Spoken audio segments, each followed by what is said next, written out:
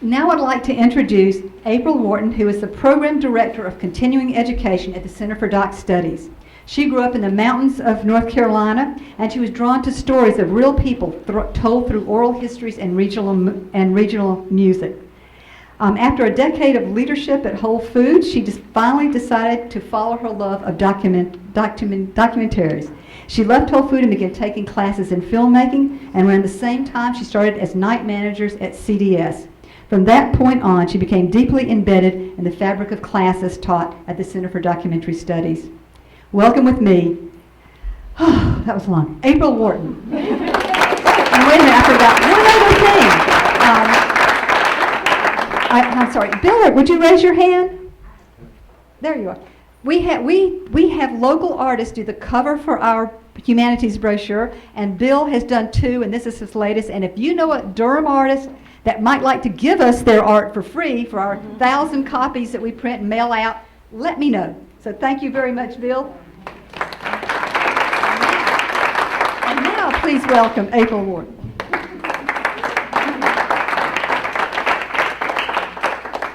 Thank you, Joanne. That's very kind. And we are extremely grateful to have this venue to show these projects here this evening.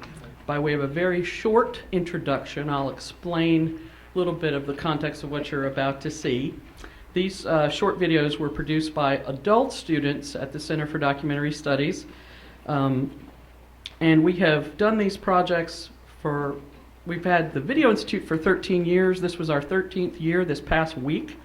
And in past summers, we've documented Southwest Central Durham and Watts Hillendale neighborhood. And each project is sort of a mini profile. And taken all together, when you watch them as a group, it presents a rather nuanced picture of one neighborhood. And we went to East Durham this year, and we went last year, and we're going back next year.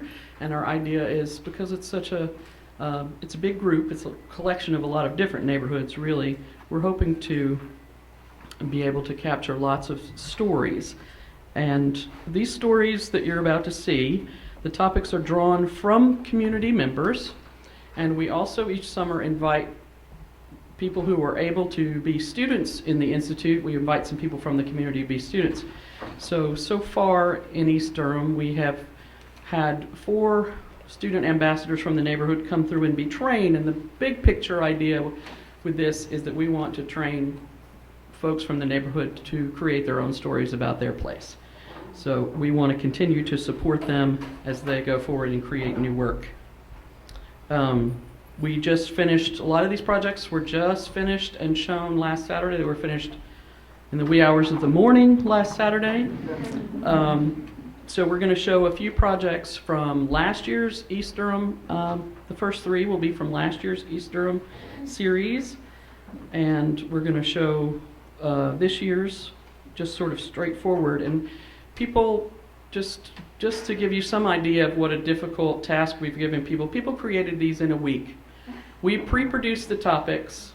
We got ideas from the neighborhood. We had great input from Communities in Partnership, from Kate Elander at the Children's Initiative. We had lots of input from folks in the neighborhood, and we got these topics together with the help of our intern, Rahi, who is here somewhere.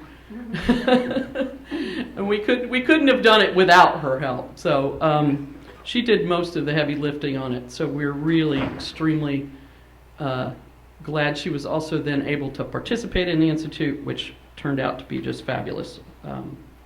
So if you are interested in perhaps taking any classes, we have classes throughout the year, as well as the summer. So the classes are in all shapes and sizes and designed to fit the lives of working people. We have online and on-site classes, and they're all very reasonably priced, and we would love to see you.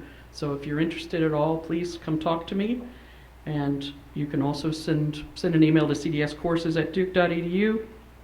The center is celebrating its 25th anniversary this fall, and we have lots of different things going on, including exhibits that are up all the time and open to the public. So we would invite you to come and see us, and I would be glad to answer any questions you have about the program. And hopefully we have a few of the subjects here from some of these documentary projects, and we'll recognize them after we watch everything. We're just going to roll straight through, and then we'll have a few minutes to answer questions and talk about them. So thank you so much for coming. It's great to see such a full house.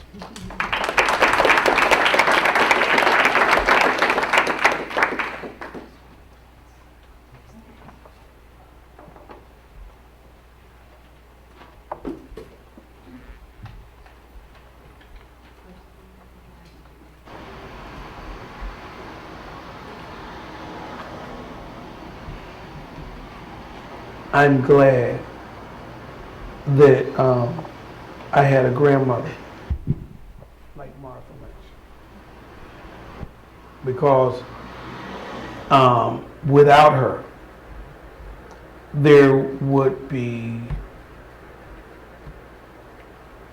a monster. I'm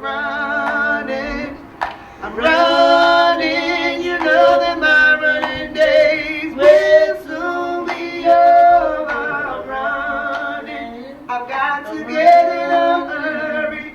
I just gotta make it to the other side. If I make it to heaven, should I look for you?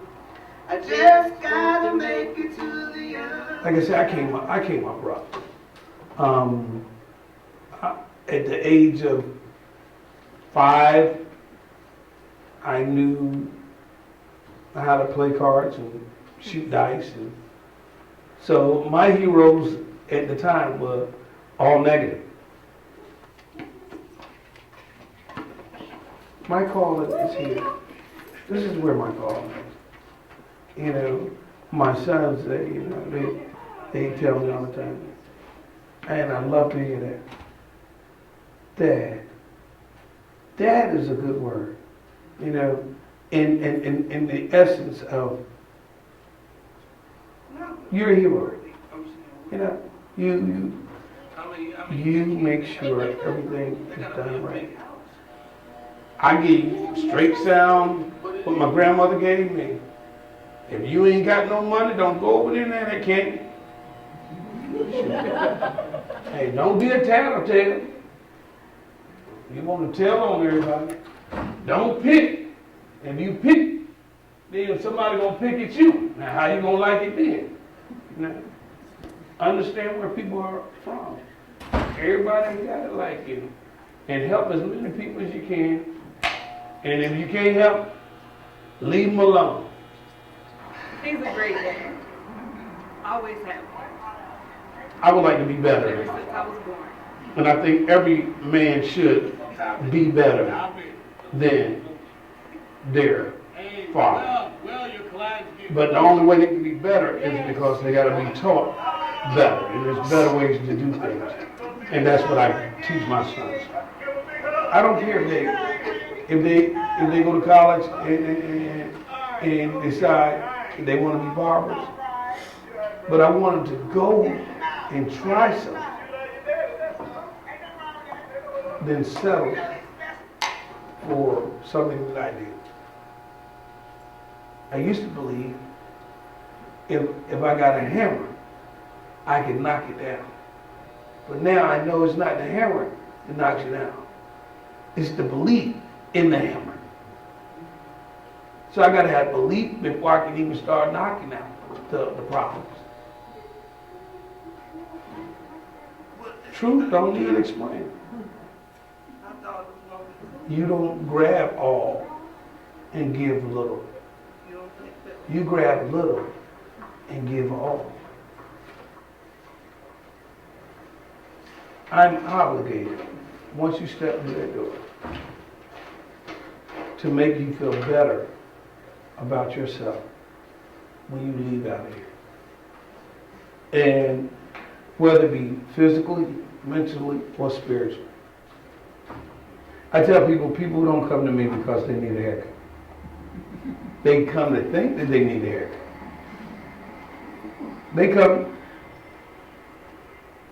People come to me, I think, on the whole, It's because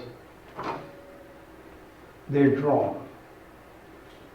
And once they come in and they get a haircut, they found out it's so much more than a haircut that they're gonna get. All right, Jeff, you look like new money. Yeah. Anything to help you, Mr. Bates. I knew why you came by though.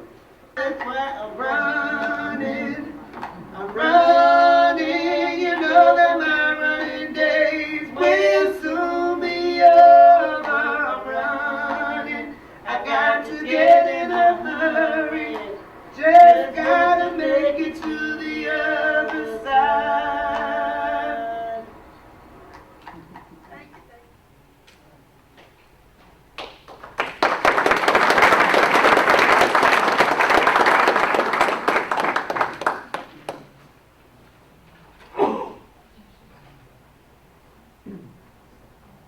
When I was moving with my family, I was seeking for a place to change my tire. I was with my parents, my wife, and at that time my kids, they were 6 months old. It was like 100 degrees, I remember, it was summer. Parked my car, and I tried to change the tire, and then like 20, 30 people, they came outside.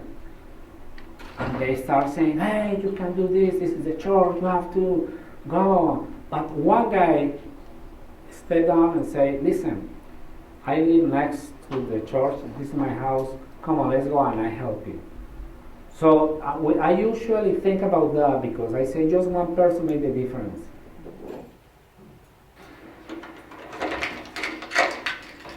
I'm from Colombia, South America. And when I came here, I remember we have less than 10% Latinos. So at that time, they were even scared to come to the building because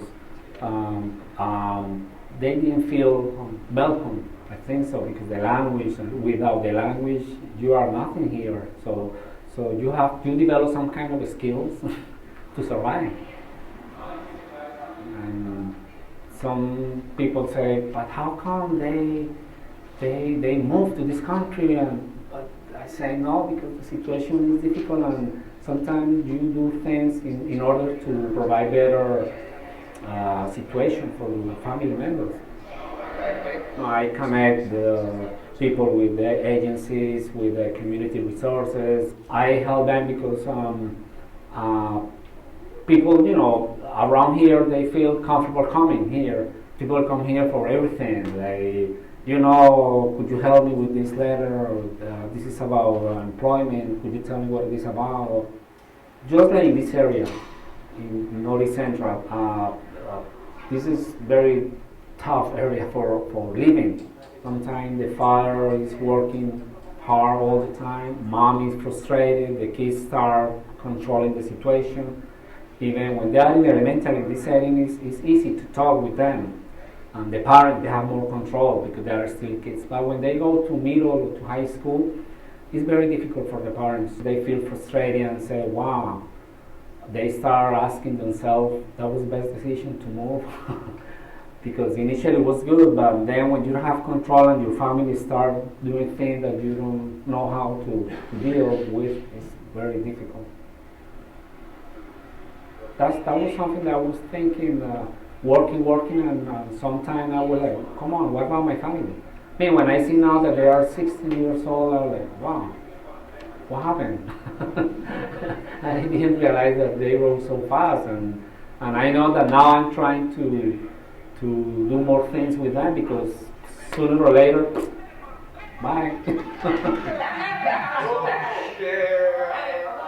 So that's very nice to work with my community, and I feel very proud. This is a great country and great opportunities, but also if you don't go in that direction, you also is very close to being in the other direction, being in the situation that you can get involved with problems. Sometimes, if you are a good person, it doesn't matter your color. If you are a good person here, at home, everywhere. So it doesn't matter. Maybe we don't talk the same language, but we have maybe some in common that we can live you could be my neighbor and I can help you with something, you can help me. We have more similarities than differences.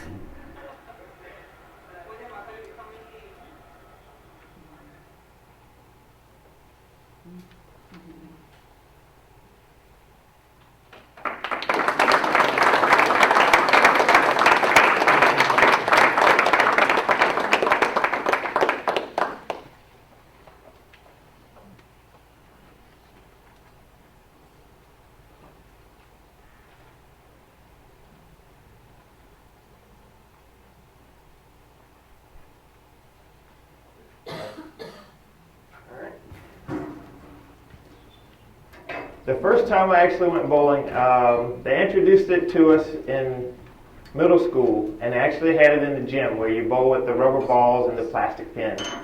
So we went home, me and my twin brother, and we were so excited we told my dad, and that's when he pulled out all of his bowling trophies and he took us bowling for the first time. So that was actually 20 years ago.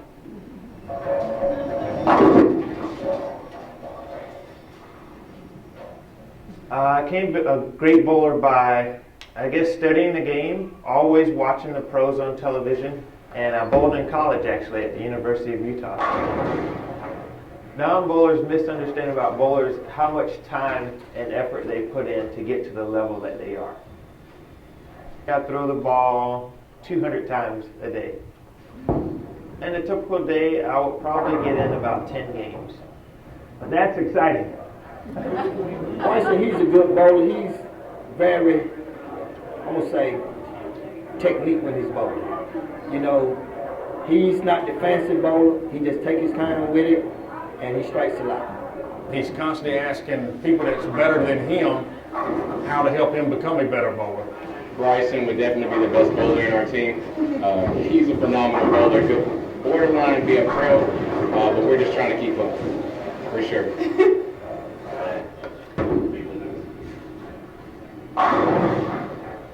I started managing the pro shop here at Village Lanes 2 years ago.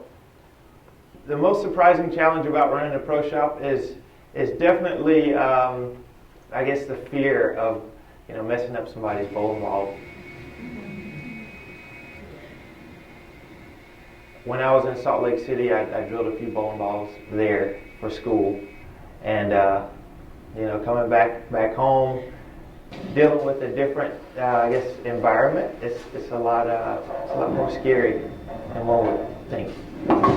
Since Bryson's taken over our pro shop, he's doing everything the right way. Sales have gone up. He's doing a really good job. He'll help you out, whether it's on the lanes, off the lanes. He'll talk with you. I watch him coach people. Don't even charge him. He drilled all my bowling balls. So even then, he give people breaks, if they don't have it. He look out for the youth bowlers. He give them old bowling balls. He plugs them up, resurface for them, So he's a good friend. What makes Village Lane so special, there's more of a personal bond that the manager and I share with the bowlers. It all feels like we're one big family. Everybody knows everybody, and we help out as much as we can. I never thought that I would actually leave the state of North Carolina. And bowling has actually taken me all over the United States. And actually last year, for the first time, I went to Germany to bowl in the track open. So I couldn't imagine doing anything else that would actually give me the opportunity to vacation and also make some money at the same time.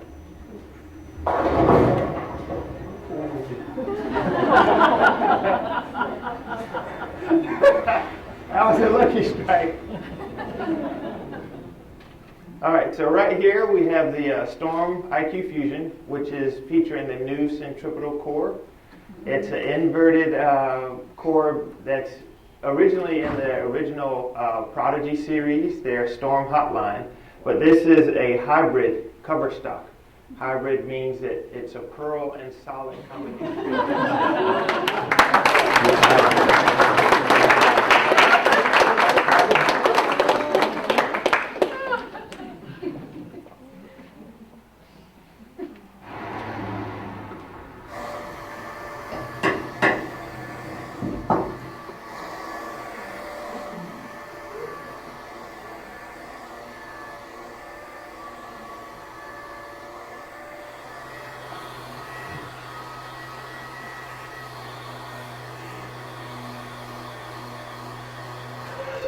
Most people like nice looking furniture. Some say not to refinish things, but I don't know anyone who wants bad or broken furniture, poor finished furniture in their homes. I'm a one-person workshop. I've always worked by myself, so that's what I am, pretty much what I am.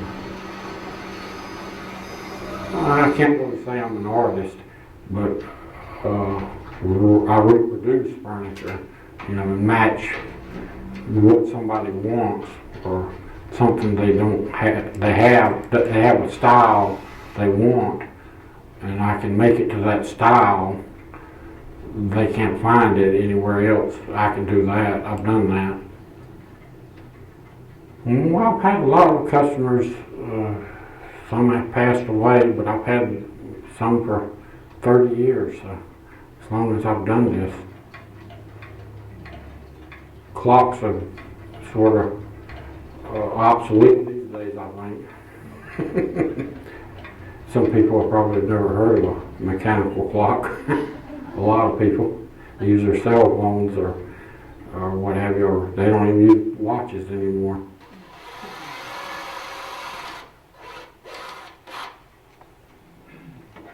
You need to have a lot of patience to be a successful woodworker. Well, you have to work with wood, not against it. You have to look into the wood to see where if there are any swirl marks or scratches. You want those out.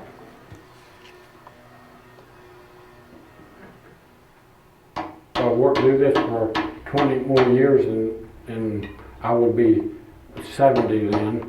And then when I'm 70, I'll say, well, I'm gonna hope for 10 more years, and then I'll hope for 5 more years. But as long as I can do my work, I'm gonna keep doing it, because that's what I like doing. I mean, I got nothing better to do. That's what I like to do.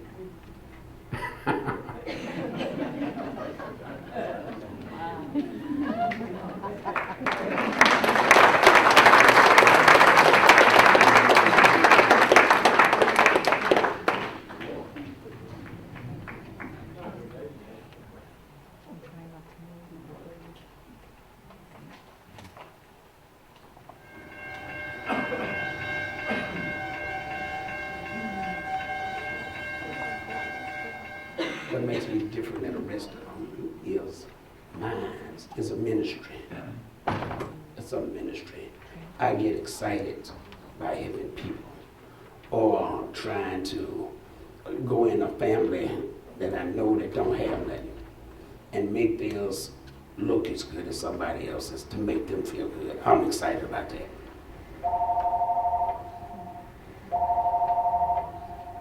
I got in the funeral business probably in maybe 65 or 64, working around a funeral home, cutting grass, and then from cutting grass to answering the telephone, from answering the telephones to staying at the funeral home at the age of 14. I saw a need in East Durham for a funeral home because the other ones, they couldn't afford them. They didn't have a lot of money, So I didn't have a lot of money either. But so we could work things together, make things happen. So we opened up in East Durham. It's $100, but we can work that out. I mean, everybody knows me in the community, not for just burying people. I have people coming in every day, not to do funeral arrangements, but just to counsel with people. I do that all the time. They just come in, gangbangers, that the shootings and the murders and stuff like that. I do a lot of those. And the thing is, even in that situation, they are looking for leadership. So this is where the preacher role comes in. Because 20 years, most of them, I reared them. I knew when they was babies. So they still know me for that. A lot of folk come to funerals, these funerals I have, probably won't go back to church till somebody else dies, so you gotta get them while you got them in here. When I do funerals, if I finish and call for an altar call to pray for people, I can look forward to 75 or 100 coming down where I'm at. I know what to say to people when they're down and their son just got killed. This is not a job. You know, these people, we have to do more than just be undertakers. We have to have compassion for people. We have to do more. You know, we have to do more.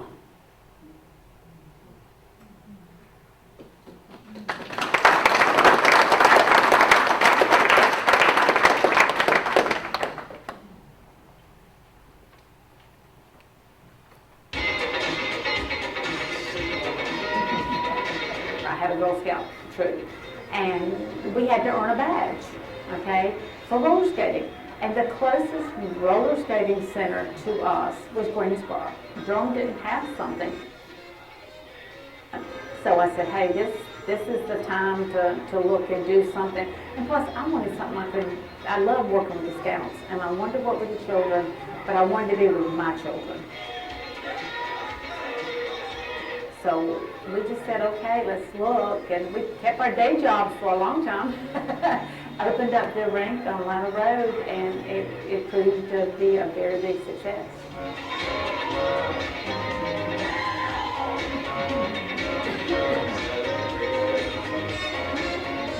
Why did y'all name it Wheels? Long story, but a short story. The original building that we went into on Atlanta Road was High Point Furniture Showroom. And on the outside of the building, they had plywood letters, okay? And we took down all the plywood letters, laid them all out in the parking lot, took our children out there and said, you know, we're gonna play Scramble. Somebody's gotta come up and name this place. And out of those letters, we came up with the word Wheels. And we got named Wheels. It didn't cost us anything. We just had to paint them and put them up. Wheels is a family entertainment center. We call it an FEC in the industry. We have the go-kart track, we have the indoor gym, play gym for the children, miniature golf, batting cages, and we just added the new maze. So we have a variety of activities for children and adults. So it's not just skating, it's something for the entire family.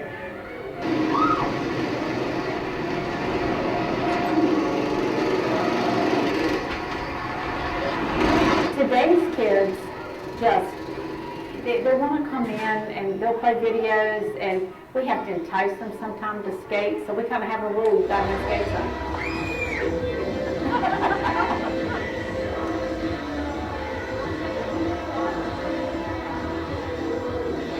We started in the early 80s, okay, when skating was hot. It was the disco move, and everybody was roller skating. So we convinced the bank to loan us $100,000, okay, and we had to make that $100,000 work, and we had a 6-month payback at 21%. We made it. We made it. I know our youngest daughter will always tell you that you can always find mom at work. You know, she's happiest there. That's just part of who we are. That's what we want people to know, that we're there for everybody. We're just not a kid's place, okay? And we're just not a teen hangout. We're there for the whole family, regardless of where you come from, regardless.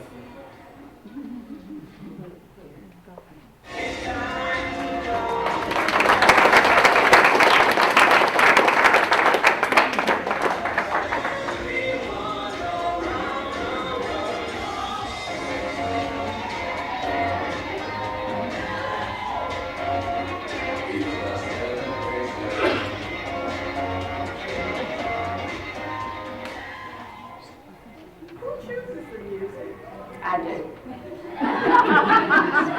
It's called Mom Approved.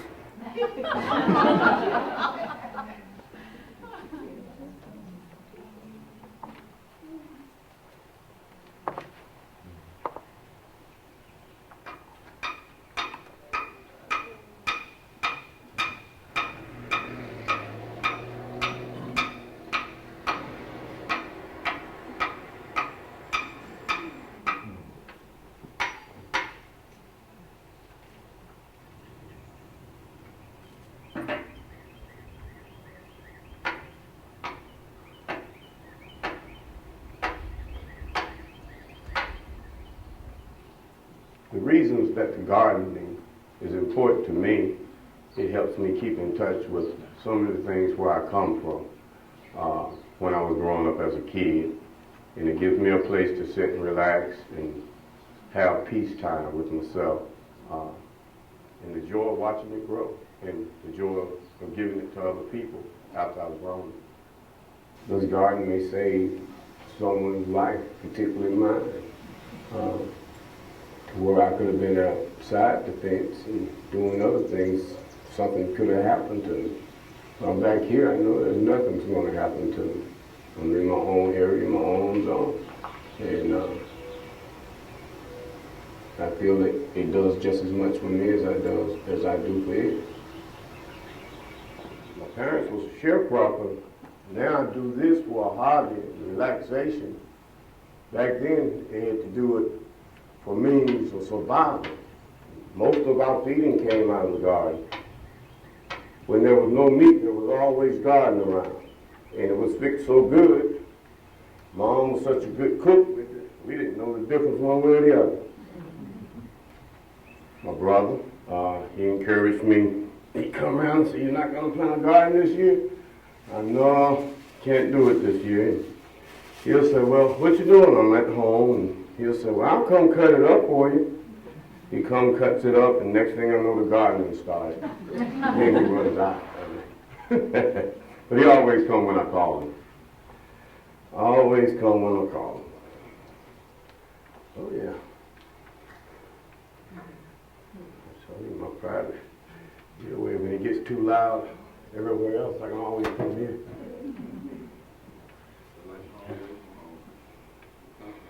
I don't know what science say about it, but I know what my brain say about it. Just like the milk. In the country, if a cow eat wild onions, you can't drink the milk unless you love wild onions. There's nothing better for loving the joy of this. I tell you, I have to keep going back to it. It's when you get it up to where you don't have to get grass out of it. I can pull my chair right there and just sit and look at it and talk to it a little bit. It's good. It's good. And a lot of things when you're small that you didn't get a chance to do when you was out on the farm, you had certain things you had to do as you grew. So when you get older, it gives me a chance to do it on my own, and I like it. I mean, it's really, you're going to get some soreness and some pain out of it if you do it right, but it's enjoyable pain, you know. It's enjoyable pain. My girls, they're fantastic. The girls, boys are different things. The girls, they want to plant it, they want to pick it, they want to step on it. That's the difference. See, that right there, just to teach your kids to say, yes, sir, no, sir, yes, ma'am, no, ma'am. Give respect, you get respect. If you don't get respect, that's a person you don't need to be around. Oh, the eggplant, the long. I told her I was a pick it. Oh, no, you can't. Quite good. Let me see. Let Daddy get over here. Take a look. Oh, it's a pretty one, though. That is a beautiful one. You think I'm gonna pick it? No, it's not quite red. You know what's in it? You know what they look like when you buy them at the grocery store? Oh, yeah. They be about this big, right? Oh, Then it come down and shaped like a bell. All right? Yes, I tell you, I wouldn't trade those two for anything in the world. In this world. They're so smart and they're so precious. What's most important to me is God, gardening, family, and gardening.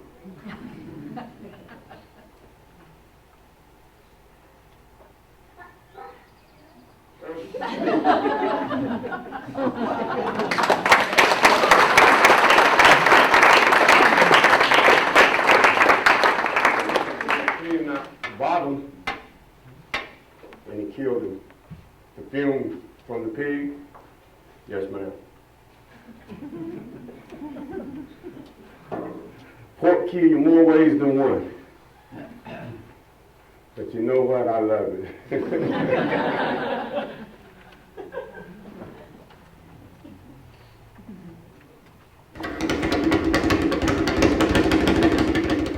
met Coach Harris at the YMCA. I'm not even sure what really brought us together. It's just I had a smile on my face. He had a smile on his. We bonded, because he boxed. We finally got together and started working out. I said, this man got it. He really got it. And all he needed to be was encouraged. And he was ready to walk away from his gift at 19. I had fractured my spine. I was out for about 2 or 3 months, and I kind of was just like I was just going to leave it alone. I came up with that concept, School of Hard Knocks, knowing that urban slang represent real toughness, real fortitude. And ministry is not always getting people saved. If you can convince somebody walking by to stop in and work out, 10 or 20 minutes, believe me, that's a seed planted. I stepped out on a leap of faith. And I was glad. I was glad that I did, because once I got him here and seeing what I was working with, it's like finding a Mike Tyson. He kind of drove me to keep going, push me, and I was going down, but he helped lift me up. I think the world of him. I'm excited about him. His tenacity, the way he jumped rope, I think that if we gave him a year or two, that he would beat Mayweather hands down. I mean, he's that good. He's very ambitious, very smart, very proud of him. He just graduated from a high school. He's quick, he's fast, he's nice. I like his ability. I like his gifts. Coach Harris is more than a coach. He's a mentor. He's a good person all around. I appreciate him a lot. And I got back in the gym like I never left, and we plan to get this show on the road. The relationship that me and Coach Harris has is great. We haven't known each other for longer than 6 months, but you would think I've known him for at least 6 years. We get along great. He really motivated me to keep going and not to give up. I mean, seriously. People who have that passion, and Keon is one of them. And so I want to impart that passion that's in me. He's brought something out of me that I couldn't bring out. I thank him for that. My family really support me. My mom, I still remember the rules that she always taught me, and it's my turn to show her what those rules led me to. By the time I'm 25, I want to be not just a boxer, but I want to be a motivational type person also. I want to motivate the ones that thought they couldn't, and I want to help those who need it. I want to be there for the kids that's praying for shoes and praying for clothes. I want to be that type person to just give somebody a hand, and that's what I'm working towards right now. And this is being great in life.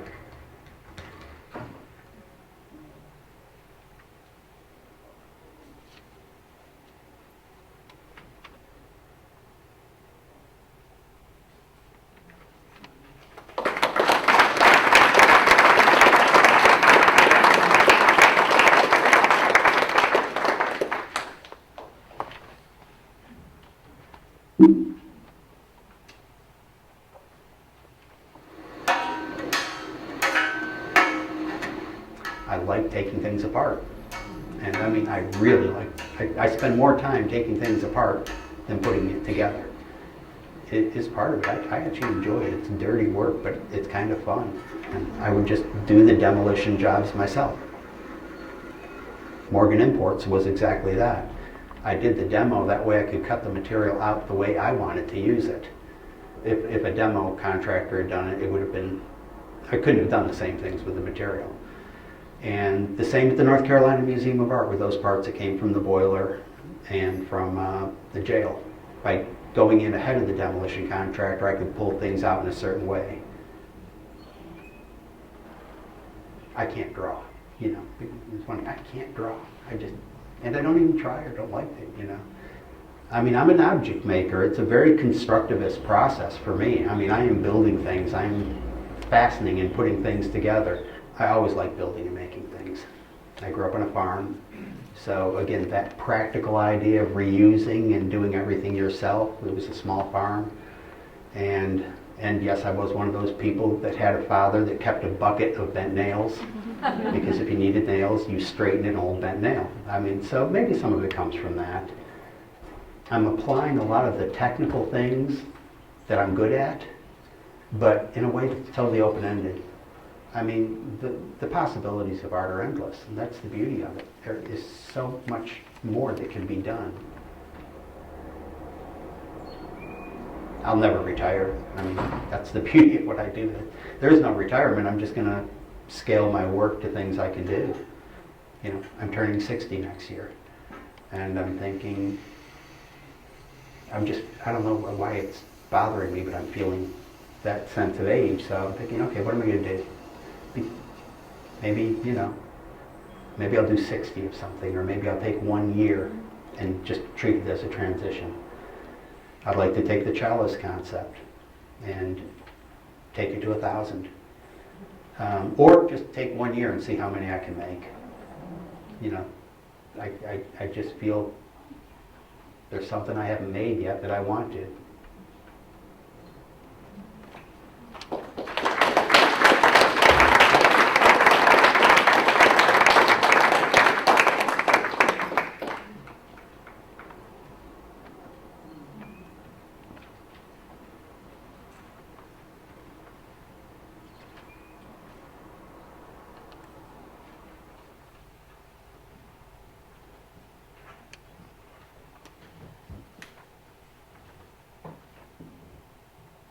Me, if I had my choice, I'd sit down at a chessboard.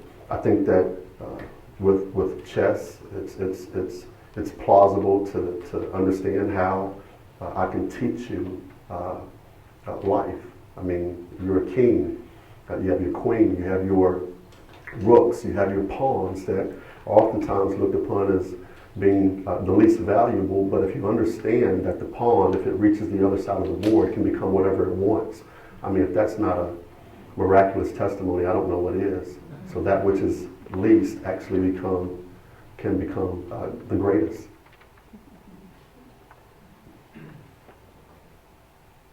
I would say, looking back, being two totally different people at two different times. In those moments, I would literally transform and go from being SGA president to becoming a little kid selling drugs on the street. I've been blessed to have football scholarships, but had the tragedy of being incarcerated at the young age of 18 because of dealing drugs. I was given a 4-to-life sentence as a result, and I spent 5 years in prison behind that. So I spent time on Rikers Island and other institutions. Just saw a lot of things that no one should have to see, but more so young kids. And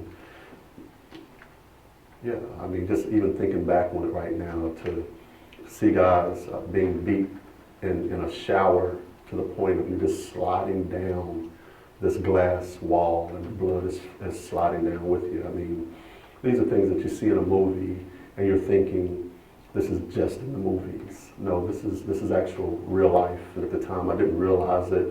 At the time, how God was molding me and shaping me and just exposing me to this reality. When I was about 6 to 8 months away from coming home, I was watching a VHS tape. I just wouldn't go watch it. To hear a sermon. I had no plans of changing my life. Let me ask you, wilt thou be made whole? I literally heard him speaking to me. Now, I take us back to that point because I started asking this question: what are people going to think about me now? As if there was this crowd that was watching me. And I think that instantly just began to walk with Christ. It's not to say that those thoughts were totally gone, but I just took it one day at a time. As a result, came home some 6 to 8 months later. I had no idea that God would call me to be a pastor. God would open up doors such as this to bring me to a place like Agape Corner to serve the youth in this way.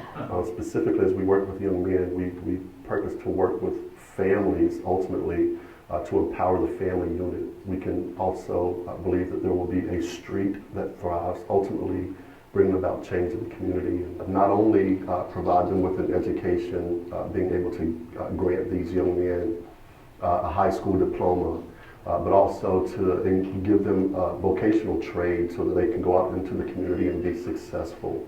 And I think one of the greatest things that I could have had, which is one of the greatest things that I purpose to make sure that these young men have, is someone to walk with them, alongside them, so that they don't have to feel as if you have to do this on your own. That does not define manhood. I come to the table having an understanding that these are some of the same situations that these young men have gone through and are going through. It gives me an opportunity to speak from a vantage point of empathy and not just sympathy. So I've actually lived in that role, not only having a heart for it, but having lived through it, come out of it, so I'm able to bring a sense of hope. Who is Dante Randolph? Hey, I'm a husband to a loving wife. I'm a father to two of the most awesomest kids. I know that's not a word, that's my word. Two of the most awesomest kids in the world. I'm a brother, I'm a son. I'm the lead pastor of Grace Park Church. I'm a neighbor, and I'm just simply striving to do what God has called me to do, to be a benefit or of some use to the lives of others.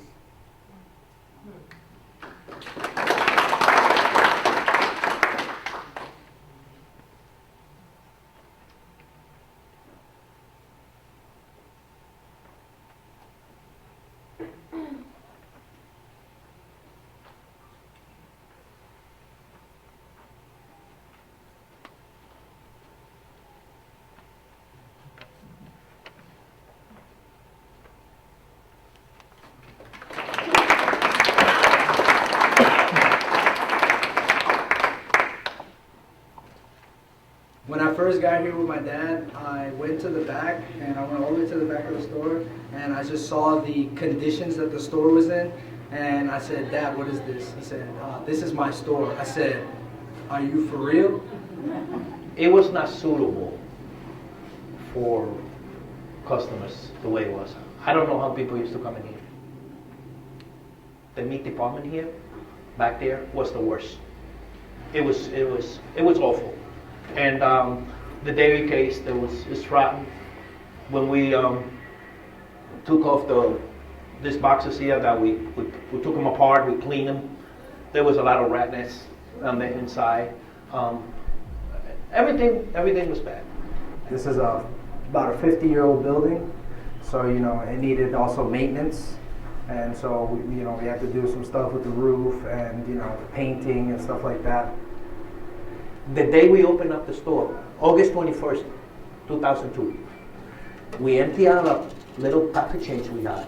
We put it in the register there, and we started selling stuff. There is no grocery stores in this area. There is no, if you go walking, all you'll find is little corner stores and gas stations. People don't have access to quality food, and they don't have money either. Actually, 40% of this business is subsidized. Almost half of it, about 48%. That's a big number. We use our own cars to deliver it, because when we came in, we noticed that a lot of people, they walk from within the neighborhood. We bought a cheap minivan, and we started taking them home, and they loved it. But we got Rafael, my partner, my best friend, when he took over that meat department back there, and everything changed. I mean, it was automatic. I mean, it was within the fifth week, we doubled what we were doing the first week. the best thing we sell in the store are meats. We get people from all around, from Creedmoor to Butner to even Hillsborough, just coming here for the meat. Chain stores don't serve you the way we serve. They don't. You go to a Food Lion, you don't get the owner to take care of you. The owner's sitting in New York City in a big office. We are here 7 days a week. So that changes everything. You have to look at your clients from this side of the counter, not from inside, where you handle the little change that you get. I look at it from outside. Every sacrifice that we did was worth it. I am a blessed person. I thank the Lord every day. I'm very religious. I get emotional because, you know, I never had anything. I work hard, and I guess I deserve what I have, but, you know, it's been wonderful. Life is good. So that's why maybe that's one of the reasons why I'm so conscious about what we do. And I say it from my heart. This is not a lie. Whatever we have here, we earn it. Well, our work. And it's been wonderful. But I'm a blessed guy. I'm very blessed. Well, I think I'm going to stay in Durham until the building falls down because I love Durham and I love the people, and hopefully we can keep doing business.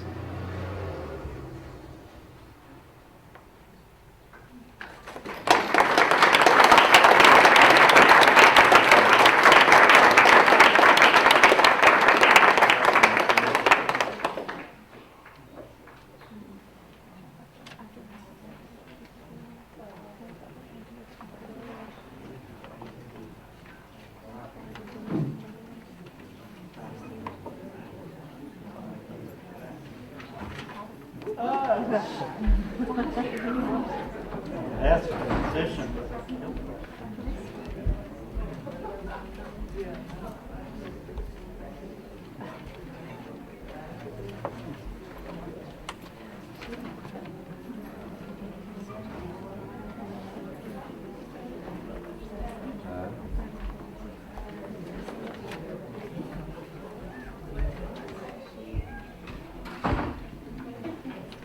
Okay.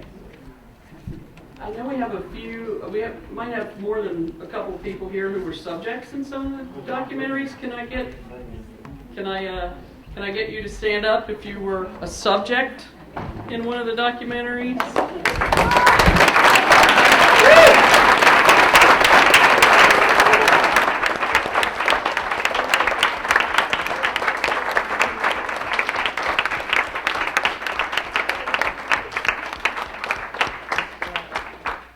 Thank you so much for sharing your stories. It's a real gift.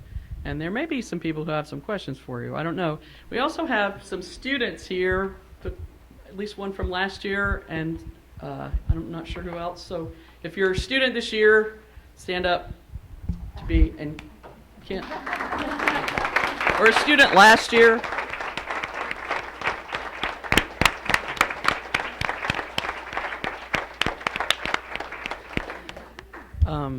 We're so glad you guys came. And the gentleman who was the bowler this year participated as a student with our intern, Rahi. And so you'll see his name on the credit sheet too. So that's really exciting. Does anybody have any questions at all that we might be able to answer for you? They're short, I know, but I feel like you get a sense of the people. So, yes. And I'm going to ask you to use the mic because we're recording this. Yes, I was wondering, I heard from one of your staff that if you stay in East Durham that you can sign up for the documentary to be a student for free. Is that correct? Yes, that is true. And we hope that you'll participate in the Institute next year and help the students who come from out of town We had people this year from as far away as Colorado and Texas.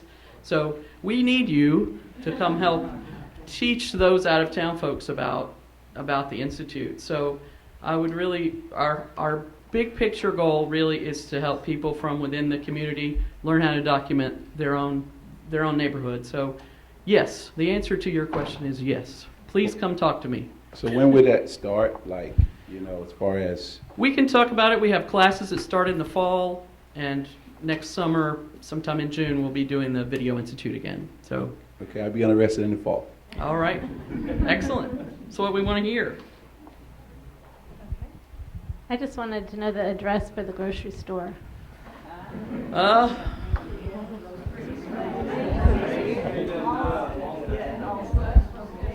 I will tell you that in person then. It's 1109 East Main Street, right across the street from the Rescue Mission. Hi, Reverend. How are you? Thank you for being here. Thank you all.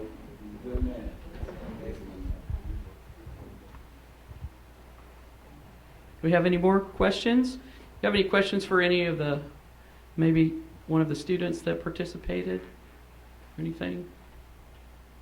Yes? Well, how long, I mean, you don't just walk in and start, you just don't walk in and start shooting and get those wonderful moments. I mean, how did you, what was the process, or is it just individual? You know, between the filmmakers and the comfort level and the authenticness was just fantastic. Excellent. Well, maybe one of our filmmakers will want to answer this, but they have a very, very intense experience during the week. The minute they arrive, we hand them the camera, begin showing them how to use it. The ratio is 1 instructor per 4 students, and they edit in teams of 2. So, and we bring in additional people on editing days to even provide more support. So we do try to give them as much support as possible, but it's still their work, and they have a creative license. So maybe Rahi might say something about her experience.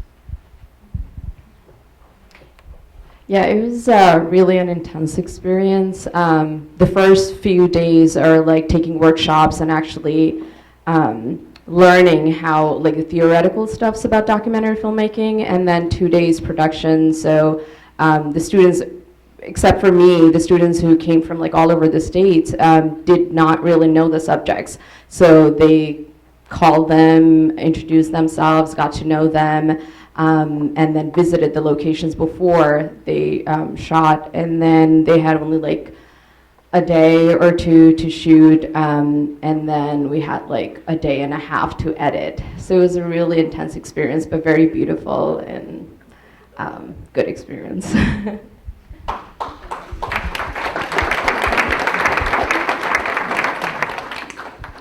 It's also really difficult to, if anybody has ever tried to produce any kind of media, it's really difficult to work in sort of a grassroots way and find people who may or may not have a website or some public presence to latch on to learn about them before you go and talk to them. So it's really a much more difficult thing to do what Rahi helped us do, which was go out and really find interesting people in the neighborhood.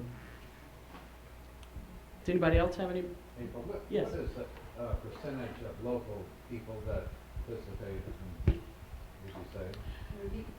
He's asking what's the percentage of local people that participate in institutes. It really varies from year to year. We had a lot of local people this year, and the couple long distance people, and then some people from, not too far away, so in the southeast. But we had people from Carrboro and Raleigh, and fairly close by. So it just depends. We don't pick and choose anybody on those basis. But the furthest away we've had people participate in institutes was from Denmark, and we had a group of people come, and we're now doing some online classes, and with those classes, we've had people from as far away as the Soviet Union and Japan have taken classes. So we're you know, the thing that is really unique about these classes as opposed to some other type of situation you might be in where everyone's the same age and having generally the same experience is that people bring all kinds of life experience to the class. And so your classmates are also extremely interesting, as well as your instructors. And your instructors are working professionals who do this type of thing all the time. So they really know how to help you get going quickly. So, does anybody have any more? Yes?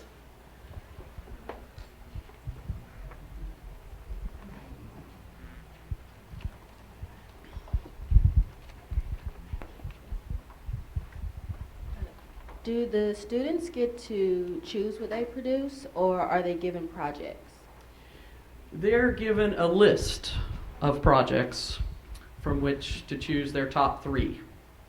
And I have the wonderful and terrible job of matching people, because these people are strangers to one another, but they're going to have to work together all week to produce a piece. So I try to usually start with matching people who have the same interests and topics, and most of the time it works out that way. It actually really makes me feel really good about humanity, that these strangers can come together in such a stressful situation and not only get along and negotiate really complex collaboration, but produce interesting work.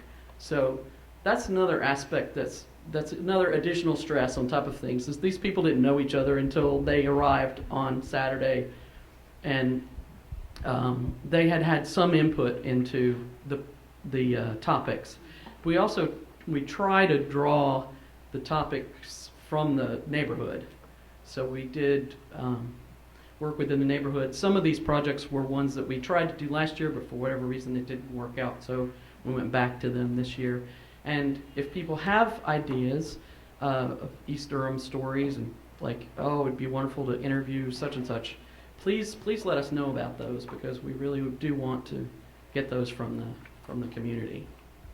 You can also see all the films on our blog, at Center for Documentary Studies website. I don't know the exact address for the blog, but yeah, you can see them on our website. You can see all of last year's and this year's and some other examples of student work. So we hope that you'll do that.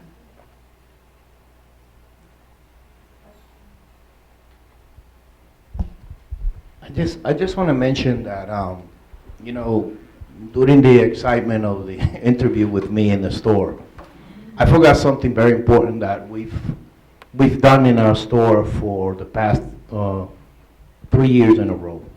The first year that we started, I had a fire volunteer, which name I'm not going to mention because they wanted to keep it a secret.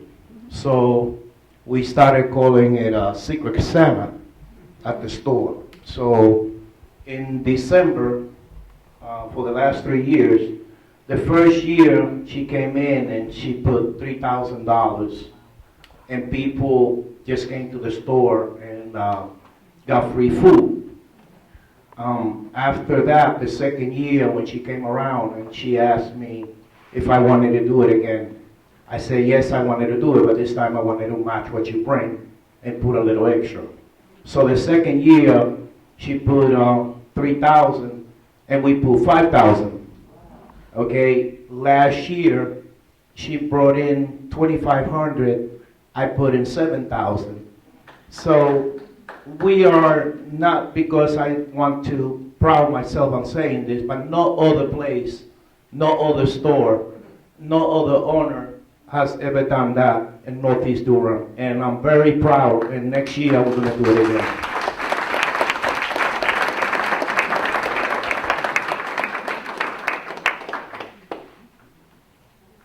I had someone who lived their whole life in Durham come to one of these screenings and say, I learned tons of things I never knew about Durham before.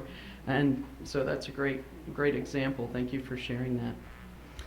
Does anybody else have any other questions? I know it's hot in here, folks. Thank you for bearing with us. Really I just want to also say about my friend over here, he also has sponsored our ministry, Stop the Violence Crusade for Christ, and he was one of the sponsors who sponsored money for the outreach to give food back into the community and things into the community when we was doing Stop the Violence Crusade to try to stop the violence in the city of Durham. So his grocery store has always been a blessing inside of the community.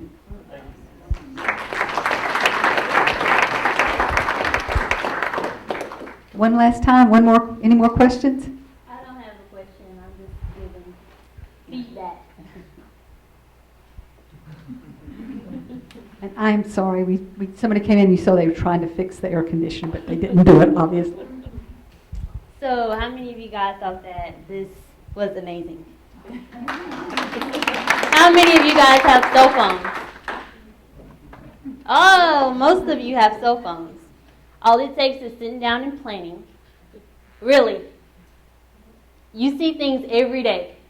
Every day you see things that are new, that are brilliant in your mind, and next thing you know, you won't ever see them again if you don't sit down and think about it. Anybody could do what these people have done.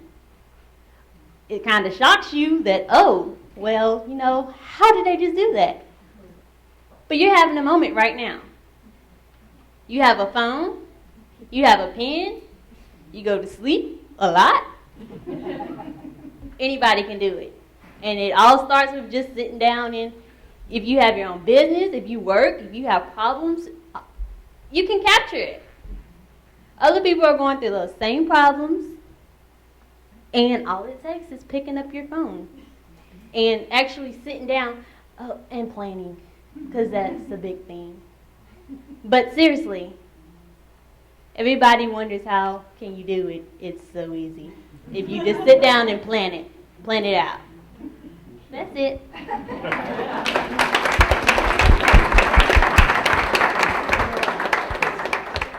Well, thank you all. Thank you, April. Thank you, filmmakers and subjects. Thank you so much.